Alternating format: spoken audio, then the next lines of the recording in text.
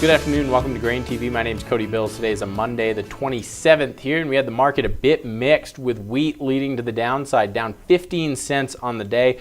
Let's turn over to the grain hedge trading platform and see where we closed off the day. Corn down 4 3/4 cents at 365 even. Soybeans up 3 1/4 at 974, and these are both for the July contracts. And Chicago wheat here down 15, as I said earlier, to 473 1/2 here. Let's take a quick look at the chart, see where we're at. One thing I want to note is just when you look at this corn for the daily chart, this is for the May contract, so do keep in mind that really tomorrow is one of the later days that you have to roll these contracts that you may have in the May contract to the July contracts.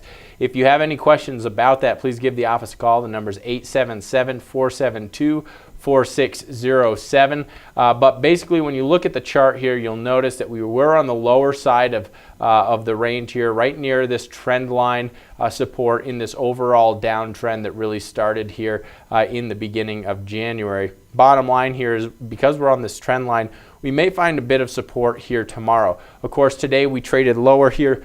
We had some more negative news in terms of that bird flu talk. We had a probable incidence of the bird flu here in Iowa. We have Sioux City here, 1.7 million birds in Sioux City, potentially 2 in O'Brien County and 1 egg-laying facility in Osceola County. Bottom line here is that this is something where this is expanding. This isn't getting smaller.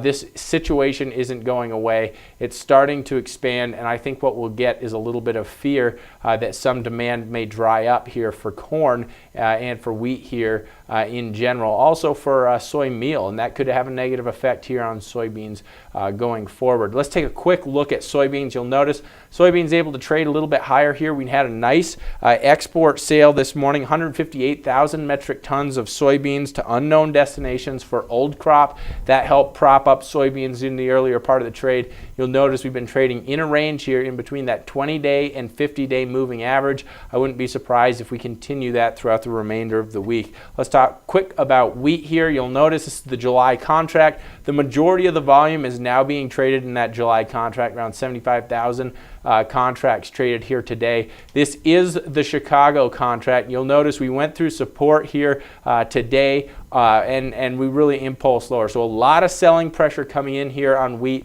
We've had very positive precipitation there throughout much of the plains over the last couple weeks. It looks as though in the forecast we will continue to have some more precipitation events here in the 6 to 15-day weather outlook. Let's talk a little bit about weekly export inspections here. One thing you'll notice is that corn, soybeans, and wheat all came out on the high side of analyst expectations. You'll notice for corn here, exceptionally strong, 1.29 million metric tons here inspected for export. One thing you'll notice is that that is the largest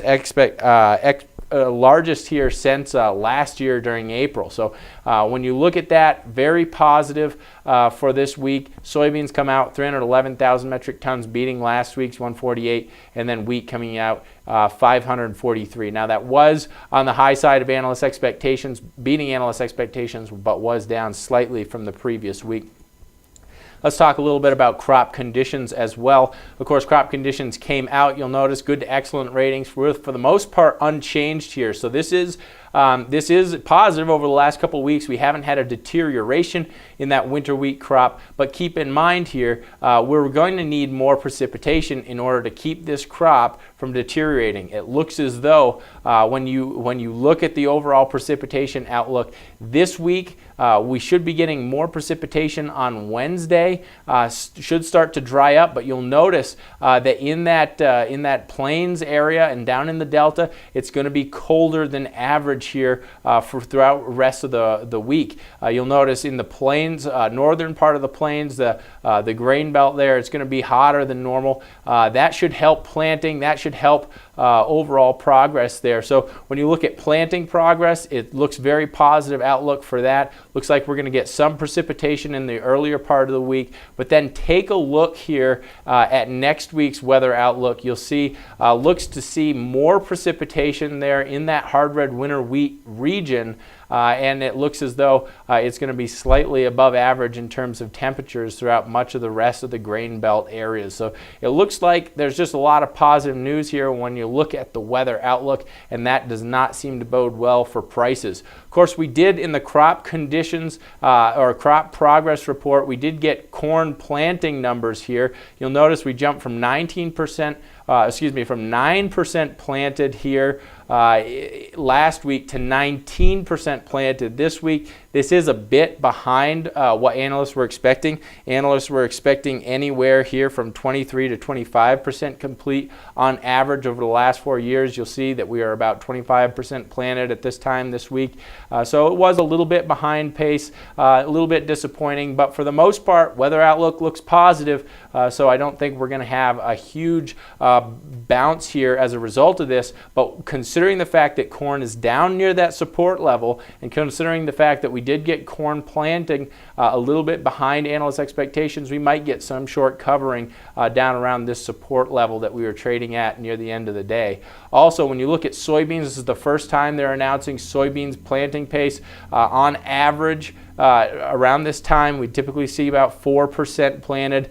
We actually were only 2% planted. This is not a big deal. This is the first time they reported the planting pace here for soybeans. So not a big deal here. I think analysts were expecting anywhere between 3 to 4% planted. We're a little bit behind, but got ample time to catch up. So no big deal there. Other than that, guys, that wraps up today's show. If you have any questions about what we talked about, please give the office a call. The number is 877-472-4607. If you haven't done so already, take a demo of that trading platform. See what it's like to have live quotes in the planter when you're away from your desk and in the field. It's a great marketing tool to stay up to date on prices and be able to execute those hedges when the opportunity presents itself. These opportunities don't wait around for you to get back into the office in the evening. So thanks a lot for tuning in.